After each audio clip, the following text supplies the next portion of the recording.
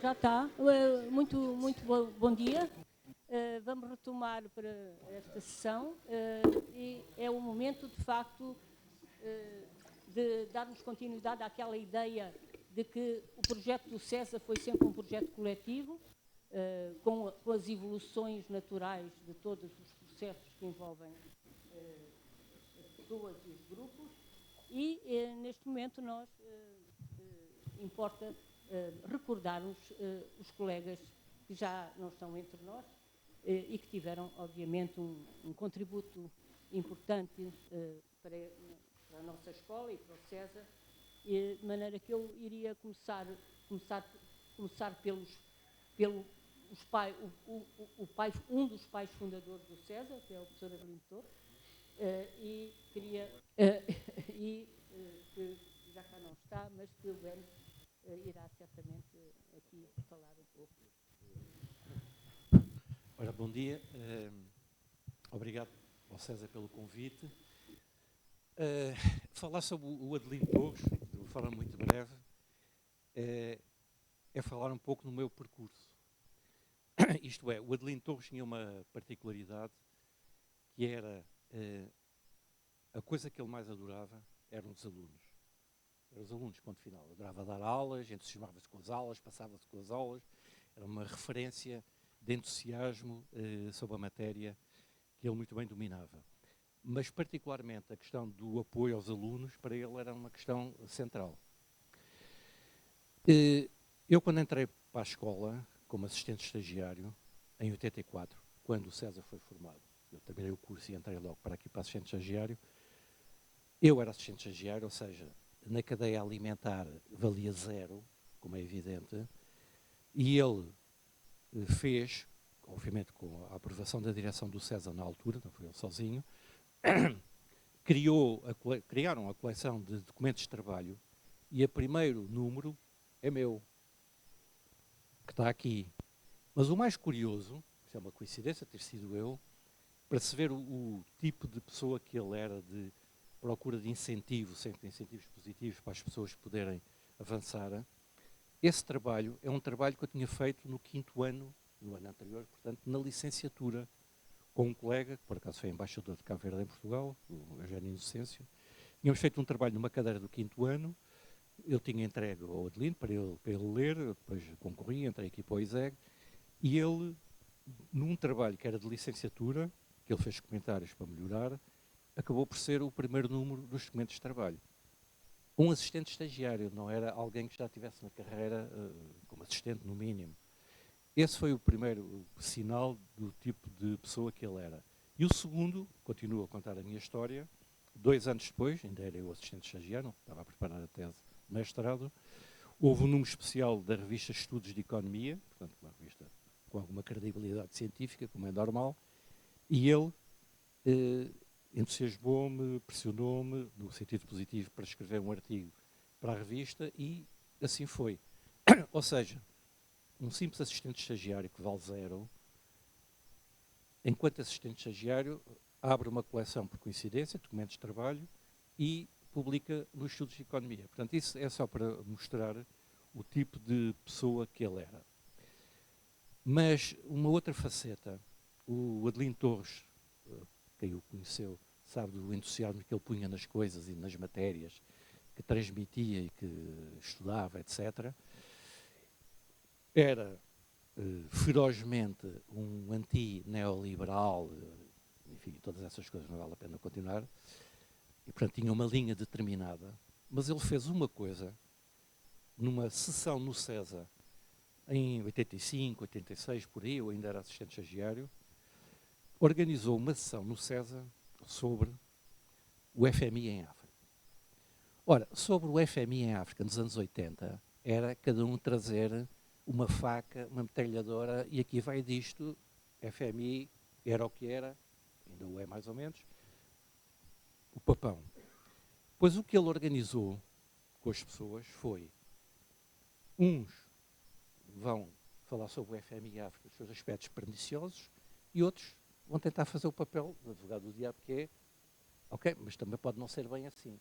Portanto, este lado, que é ver as questões de investigação pelos dois prismas, não é muito habitual na nossa carreira, porque é uma, exatamente, depois tentei dar continuidade porque acho uma coisa interessante. Ainda agora, na minha cadeira de Economia Africana, organizava os alunos e punha uns prós e contras. Porque esse lado, que é ver os dois lados da questão, embora, obviamente, cada um tenha a maneira de ver, e obviamente está de um lado, não pode estar dos dois, em simultâneo, definia o perfil académico e pessoal, muito humano, que o Adelino Torres tinha. E, portanto, o César, tem estado um bocado mais afastado do César, mas o César continua a publicar, a organizar-se, faz isto, aquilo e aquilo outro, suponho que sempre neste espírito de incentivo e de apoio aos alunos de mestrado ou a quem já está na carreira, doutoramento, etc.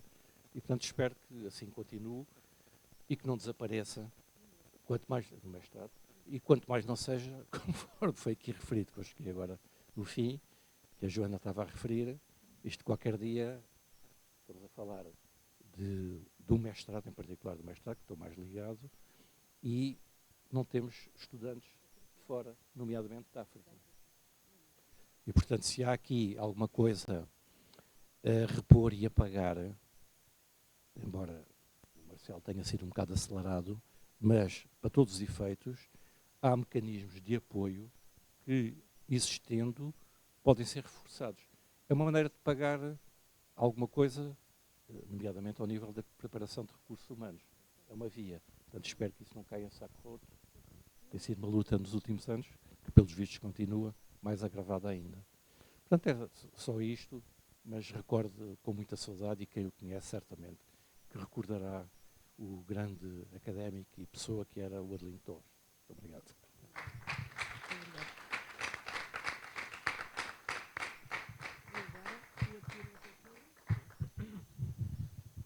Bom dia a todos. Agradeço imenso à direção do César de ter dado esta oportunidade para evocar a nossa colega Maria Antonina Lima. É a primeira vez que se faz que a memória dela é evocada numa sessão pública aqui no ISEG. Como sabem, falar da Antonina Lima é um bocado falar de mim mesmo. Vou tentar apenas lembrar alguns aspectos da vida dela.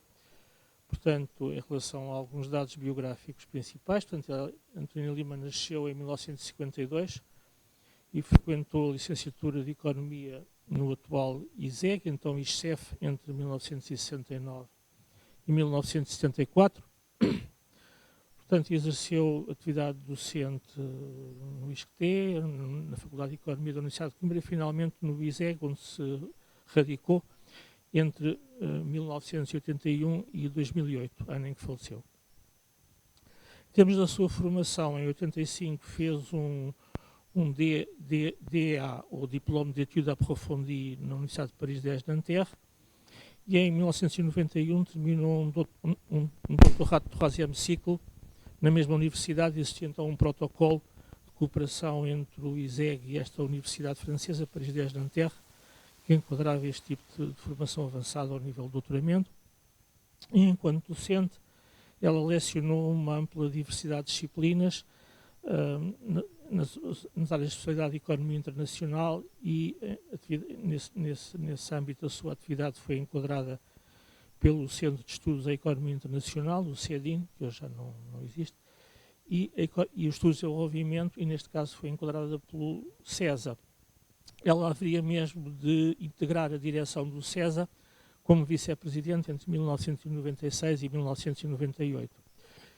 E, além da sua carreira como professora universitária, a Antonina desenvolveu uma atividade importante no setor da saúde como voluntária e dirigente de associações de apoio público a doentes oncológicos, em particular às mulheres vítimas do cancro da mama. Portanto, isto são apenas alguns dados biográficos. Vou falar então um pouco do seu trabalho, em primeiro lugar da sua tese de mestrado, que se chamava então, em Paris 10 de Nanterre, Mémoire d'études do Diplôme d'études approfondies,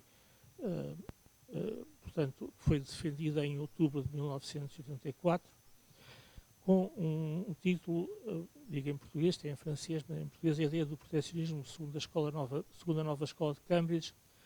Portanto, a nova escola de Cambridge era um conjunto de economistas britânicos como Wynne Goodley e Francis Cripps, que publicaram um conjunto de artigos entre 1974 e 1982, e com um bocado com uma ideia de, digamos, se os países em situação de déficit comercial e da balança de transações correntes, em vez de reduzirem o seu nível de atividade, o seu produto e o emprego, fizerem um ajustamento através de uma forma de protecionismo seletiva aplicado, digamos, aos parceiros comerciais em relação aos quais têm uma balança corrente deficitária, digamos, eles podem fazer um ajustamento, reduzir, portanto, o seu déficit comercial externo sem penalizar a produção e o emprego, e isso permitiria uma forma de ajustamento que, em termos mundiais, levaria a um nível mundial de produto, de emprego e de atividade maior do que se os ajustamentos da balança de transações correntes fossem feitos pelo processo conhecido de reduzir o nível de produto e de rendimento e de emprego. Portanto, isto foi a sua tese de mestrado. Ao nível da tese de doutoramento, o título em francês foi defendido em 1991, também na Universidade de Paris 10, Nanterre, sob a supervisão do professor Charles Albert Michalet, e a tese intitulava-se Les enjeux du protectionnisme, les barrières non tarifaires. Portanto, les enjeux, eu diria, os instrumentos do proteccionismo, as barreiras não tarifárias. Basicamente, o trabalho dela tem a ver com este período, com o período das décadas de 60, 70 e 80 do século XX, com uma dissociação crescente entre a teoria oficial sobre as políticas comerciais e a prática, porque em termos oficiais foi um período em que se verificou uma redução muito significativa dos direitos aduaneiros para níveis historicamente baixos de 5 ou 6% para os países desenvolvidos, através dos acordos do GATT, principalmente os chamados Tokyo Round e o Kennedy Round, mas ao mesmo tempo multiplicaram-se e cresceram muito as chamadas barreiras não tarifárias. Portanto, há uma dissociação entre a teoria oficial e a prática. A teoria oficial é livre-cambista, na prática há um aumento muito significativo de barreiras menos visíveis ao comércio, e estas barreiras têm basicamente duas características. Por um lado, elas tomam geralmente a forma de restrições quantitativas, ou seja, quotas ou contingentes sobre as importações de um produto ou grupo de produtos, e por outro lado, elas não são fixadas, enquanto no caso dos direitos aduaneiros, eles são fixados multilateralmente, digamos, é a chamada cláusula da nação mais favorecida, ou seja, quando um país altera uma tarifa sobre um produto, estende, no fundo, essa redução a todos os parceiros comerciais. Pelo contrário, estas barreiras não tarifárias são, de facto, estabelecidas bilateralmente. E muitas vezes não são só bilaterais, mas também resultam de um acordo entre as partes importadora e exportadora. São as chamadas restrições voluntárias às exportações ou os acordos de comércio organizado, e, portanto, elas são, no fundo, uma forma de organizar o comércio externo fora dos mecanismos de mercado. Portanto, a Antonina faz uma abordagem bastante completa deste tipo de formas de organização do comércio externo. E, portanto, o que ela diz é que, bom, em termos da teoria oficial, isto é o comércio livre e tal, mas na prática o que se vê é que os Estados continuam, de uma forma muito significativa, a impor controles sobre as importações e a estimular desta forma o chamado investimento direto de contorno, ou investimento direto horizontal, em que procuram, protegendo o mercado das importações, estimular o investimento produtivo direto nos seus países. Na sua tese de doutoramento, ela presta, isto no fundo tem já a ver também com a ligação aos estudos de desenvolvimento, presta particular atenção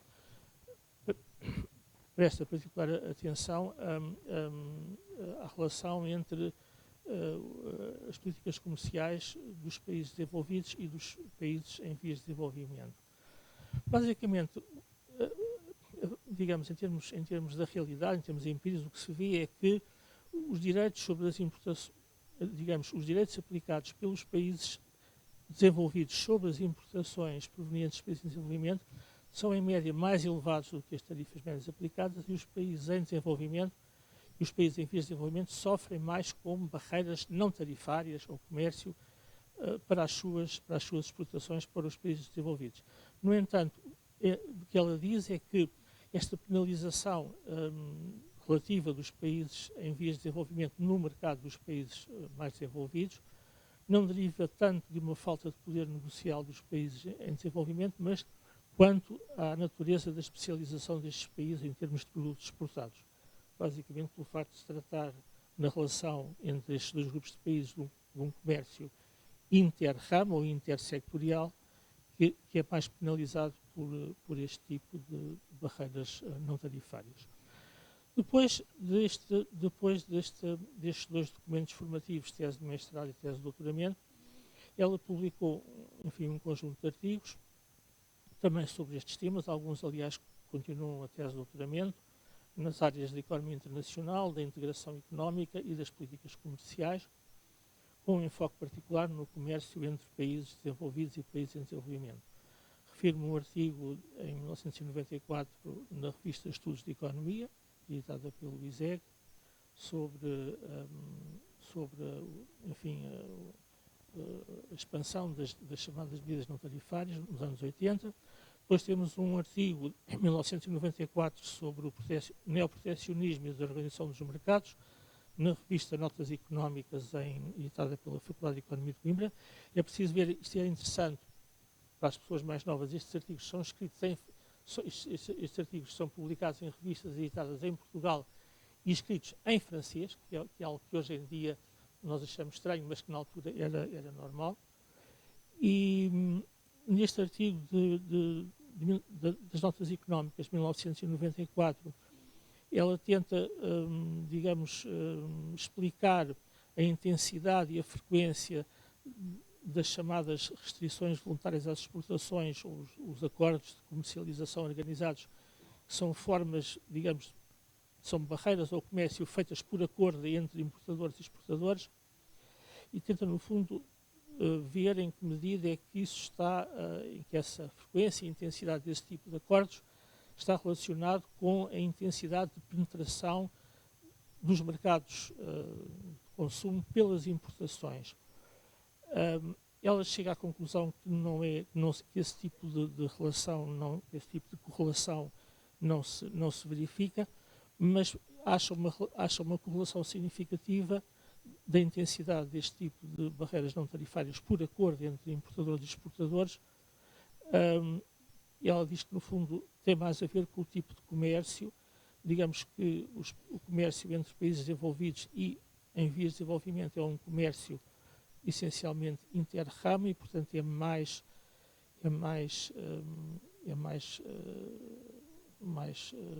apto, digamos assim, a sofrer este tipo de acordos de organização do comércio do que o tipo de comércio intra-ramo, no interior do mesmo setor de atividade, caracteriza as trocas entre países desenvolvidos.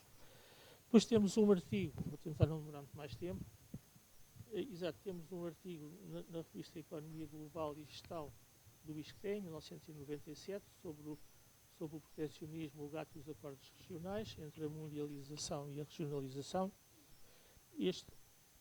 Não sei. Estão a ouvir? Este artigo foi inicialmente publicado como documento de trabalho número 39 do CESA, em 1995, e já é um artigo sobre a relação entre, por um lado, globalização ou mundialização, por outro lado, regionalização. Tem, no fundo, a ver com a formação de áreas regionais como a União Europeia, o NAFTA, o Mercosul e a APEC, a Ásia-Pacífico, de acordo Ásia-Pacífico. Depois temos um novo artigo nas Notas Económicas em 1998 e, curiosamente, este já é em inglês, os anteriores eram em francês e este já é escrito em 1998. Também a relação entre duas tendências aparentemente contraditórias da globalização e da regionalização. Depois, finalmente, temos dois documentos ainda sobre a integração económica, e em particular, neste caso, no caso da União Europeia. O primeiro é um documento de pesquisa do Institut Orléanais de Finance, que é intitulado A Experiência Europeia dos Países da Coesão. É um artigo em coautoria com o Joaquim Ramos Silva.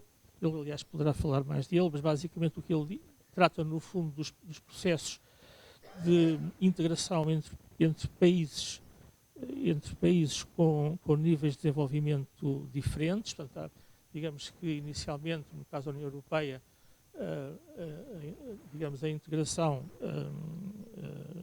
compromete países com níveis de desenvolvimento semelhantes e com o seu alargamento entram países com níveis de desenvolvimento mais baixos e, portanto, a problemática da integração torna-se diferente. Tratam da convergência nominal, ou seja, das taxas de juros e das taxas de inflação, e da convergência real, em termos do PIB real por habitante. Dizem que no período imediatamente anterior a 1997 se verificou, ambos os tipos de convergência se verificaram, embora se já tenha notado, devido a uma acrescida exigência dos critérios de convergência nominal, no fundo da preparação já da moeda única, esta insistência e no aperto, digamos assim, dos critérios da convergência nominal possa ter determinado um abrandamento da igualização dos países em termos dos níveis de desenvolvimento reais. Finalmente, há um artigo numa revista internacional, na revista do World Economy, que é um artigo de 2000, portanto, o artigo intitula-se Portugal in the European Union, What Can We Tell the Central and Eastern European Countries? É um número especial da revista World Economy, que foi editado pelo professor PKPM Tarakan, que é um professor que mantinha relações regulares com o ISEG nesse período. E, basicamente, o artigo procura tirar lições da experiência portuguesa na União Europeia para as previsíveis adesões de países da Europa Central e Oriental. Foca vários aspectos, designadamente as vantagens relativas dos novos países membros, face a Portugal, em termos de proximidade geográfica do núcleo da União Europeia e de um maior nível de formação e escolarização da sua população ativa.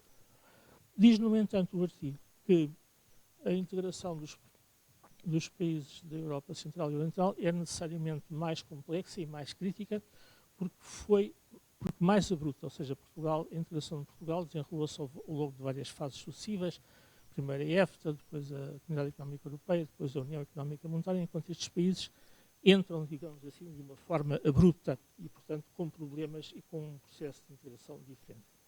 Finalmente, já demorei demasiado tempo e vou falar sobretudo dos trabalhos de investigação na área dos estudos de desenvolvimento enquadrados pelo CESA. A Antonina, portanto, foi vice-presidente da direção do CESA entre 1996 e 1998, portanto há 3 documentos de trabalho em 95, em 97, em 93, em 95 e 97, do CESA, da sua autoria, e finalmente um documento de trabalho do CESA, também número 55, com o tema A Comunidade para o Desenvolvimento da África Austral, Competitividade e Ambiente num Contexto de Globalização. Este texto foi escrito em coautoria com a colega Isabel Mendes. Ele foi publicado como documento de trabalho do CESA número 55, foi publicado no Anuário do CESA em 2000, e ainda foi publicado em inglês numa revista intitulada Journal of Development Alternatives and Area Studies, em 2003, que discute, no fundo, em que medida a globalização é um fator de melhoria do meio ambiente ou, pelo contrário, agrava os problemas ambientais, tendo em conta a experiência de integração regional da SADC, ou South African Development Community. E, portanto, chego aqui a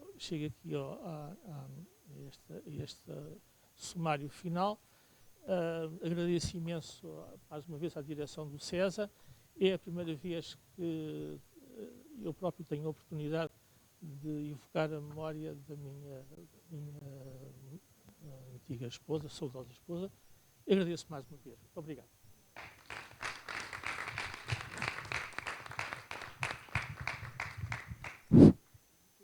Bem, então, obrigado, portanto, por este convite e já felicitei o César.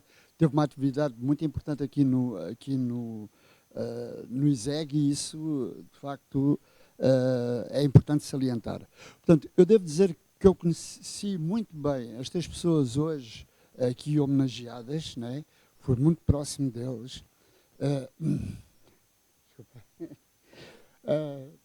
No Adelino, tanto o Adelino como a Antonina, como o Carlos, foram importantes. E também devo dizer que os conheci e aprofundei a relação com eles através do Armando Castro, que era um grande amigo meu e que foi também uma grande pessoa.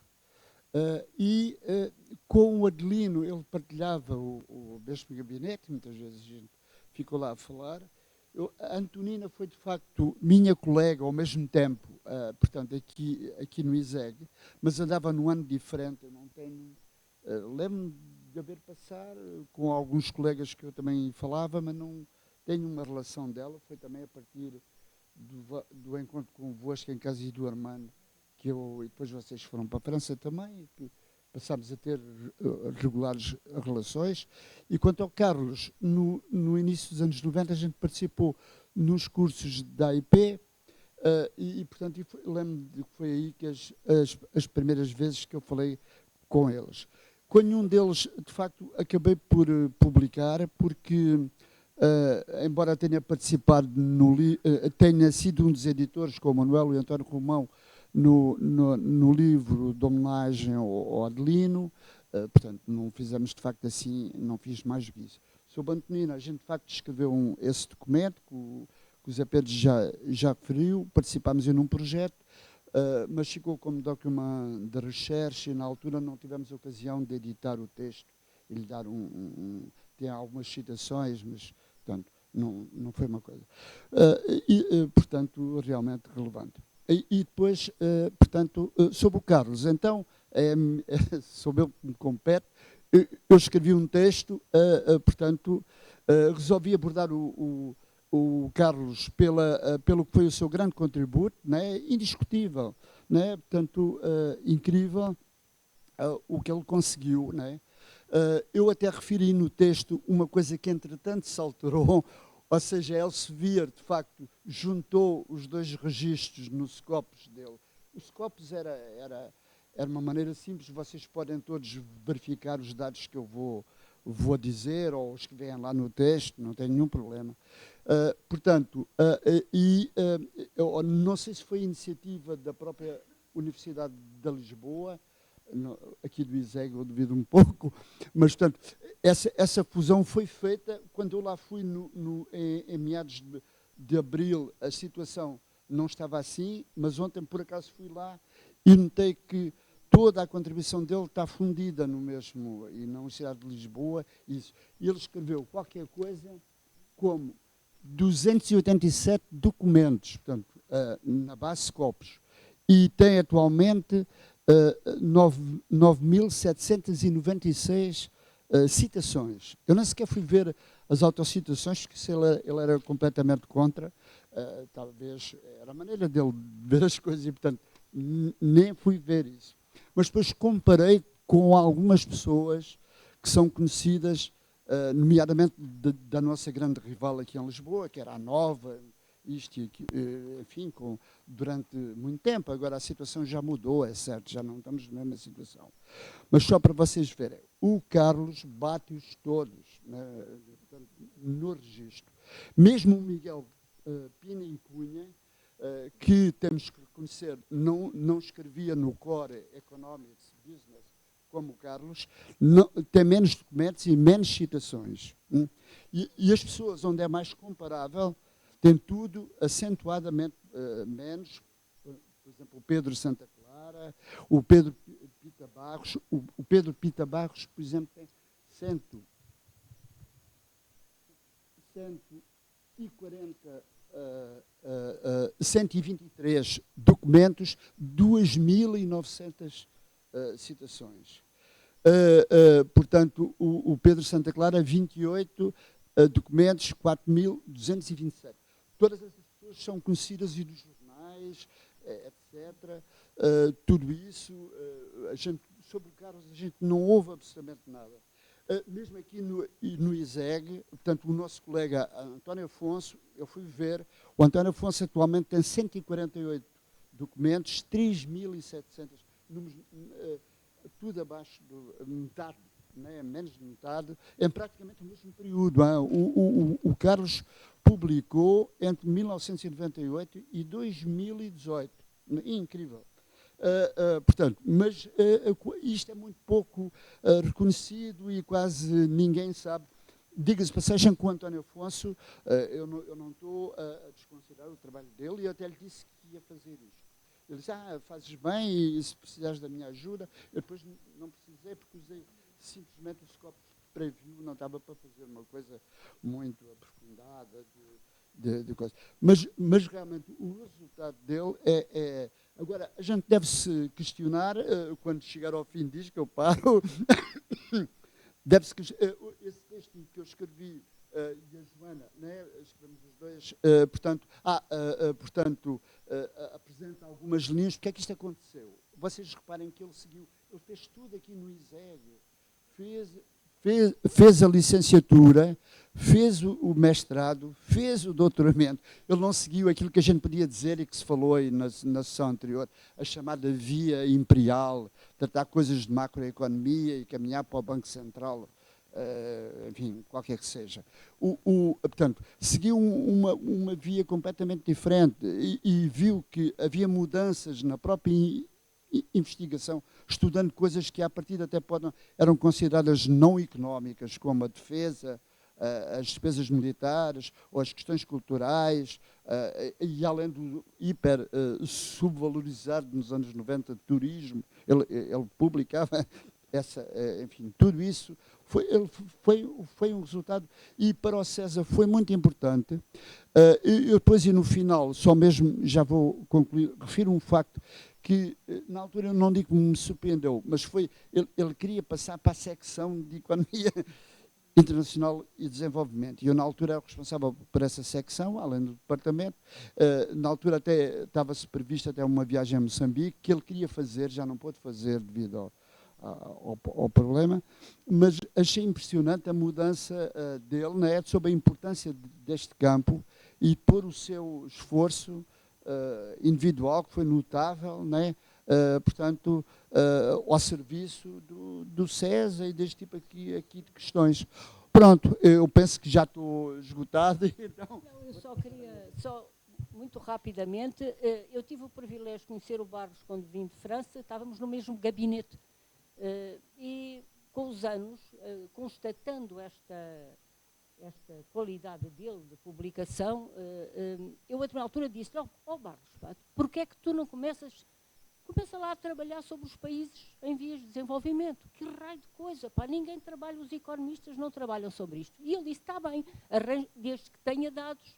E foi assim que nós, ele ainda estava no centro na USAE, e, de facto, ele começou a orientar alguns estudantes de mestrado, e é nessa altura que nós inventamos este maravilhoso projeto, Estudos Aplicados Avançados em Desenvolvimento, Advanced Studies in Development Studies, que submetemos à Fundação Gulbenkian, e que a Fundação deu-nos um financiamento que permitia, o objetivo do estudo era estimular a publicação nos alunos do mestrado e em desenvolvimento. E, de facto, o Carlos depois orientou teses de doutoramento em estudos de desenvolvimento, orientou alunos de mestrado e publicou com alguns alunos, e também trouxe, no quadro desse projeto, que durou entre 2014 e 2016, porque ele morreu em fevereiro de 2017, portanto, entre 2014 e 2016, o Barros publicou 59 artigos. É essa listagem que nós, portanto, no texto que o Joaquim apresenta, para o César, no âmbito desse projeto, ele publicou 59 artigos e formou estudantes do mestrado e do doutoramento.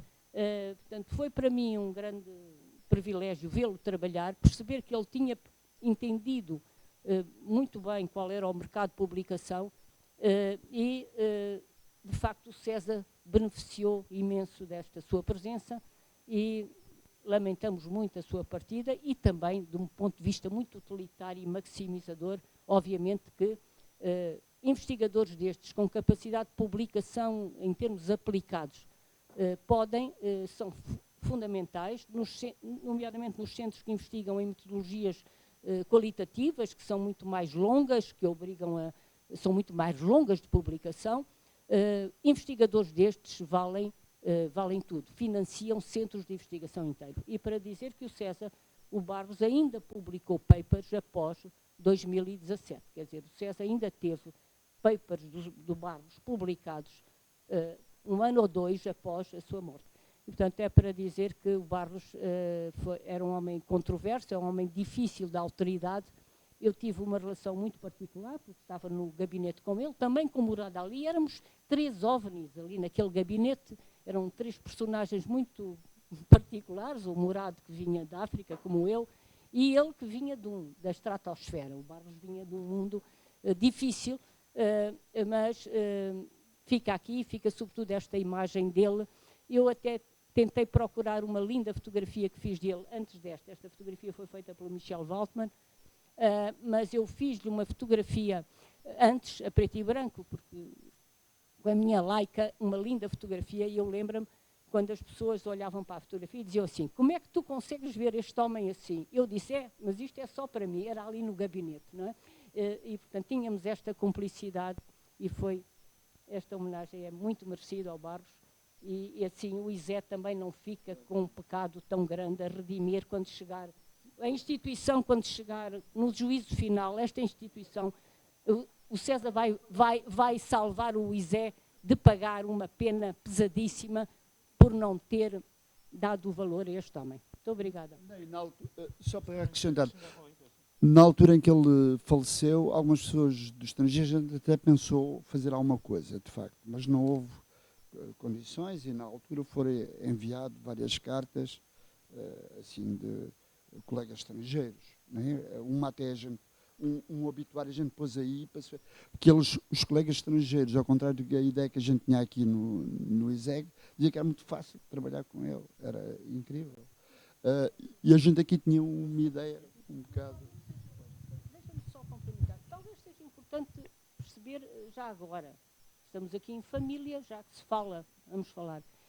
A história aqui central foi categorizada, como acontece com investigadores aplicados, ou também investigadores em biologia, que trabalham em rede e com muitos investigadores que trazem um modelo, um traz um modelo, outro traz a base de dados. O que aconteceu com o Barros é que a determinada altura, num paper que ele publicou com um investigador malgache, o modelo era plagiado. O modelo que o malgache trouxe é plagiado.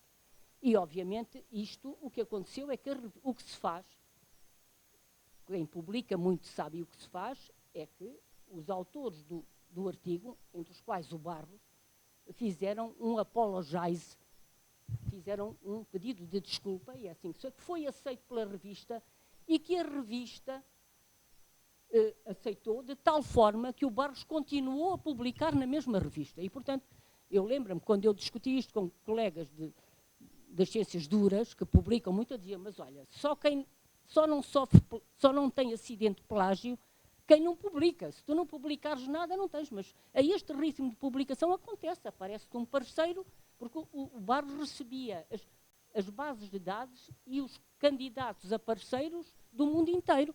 Porque à medida que tu publicas, toda a gente... Isto é um mercado a funcionar. É um mercado a funcionar. Nós estamos numa escola de economia, podemos fazer a desconstrução disto, mas isto é um mercado. Ora bem, o que acontece é que, como a determinada altura, o ISE começou a pagar, a dar prémios. Eu também recebi um prémiozito uma vez, quando publiquei no início, para estimular a publicação, o ISEP dava prémios. Ora, este homem começou a concorrer amplamente, nomeadamente com o Departamento de Matemática, que também publicava. Bom, ele começou a ser impactado porque ele, de facto, publicava muito, etc. E, de facto, de um um ano ou 2 anos depois deste acontecimento, que estava publicado nas redes, o Apologize, nas redes globais, a escola deu conta disto. E deu conta disto, nunca quis discutir isto e penalizou sem nunca sequer fazer uma discussão sobre isto aberta, como eu estou aqui a falar agora. Okay?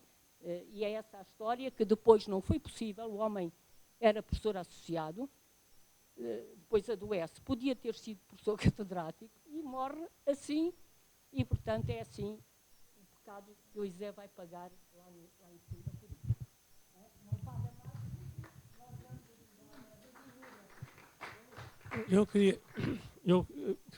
Eu fui colega do Carlos Barros na licenciatura, inclusive em turma no quarto e quinto ano da licenciatura de Economia.